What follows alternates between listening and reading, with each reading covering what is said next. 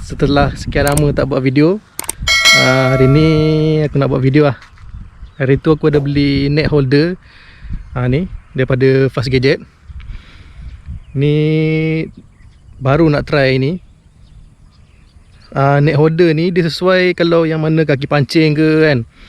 Yang naik motor tak tahu lagi macam mana. Aku pun nak try. Okay, hari ni aku nak pergi servis motor mak aku ni. Sambil-sambil tu kita test kamera ni dekat neck holder ni macam mana, ngam ke tak ngam. Okay, jom. Bismillahirrahmanirrahim. Dah lama tak buat video. Hari ni dah start PKPB, harap-harap lah tak ada roadblock.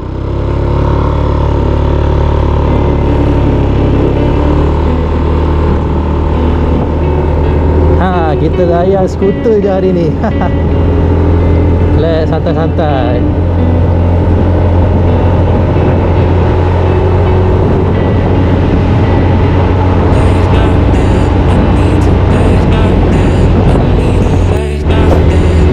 Okey, untuk sound tak pasti korang dapat dengar ke tak, sebab ni letak dekat leher.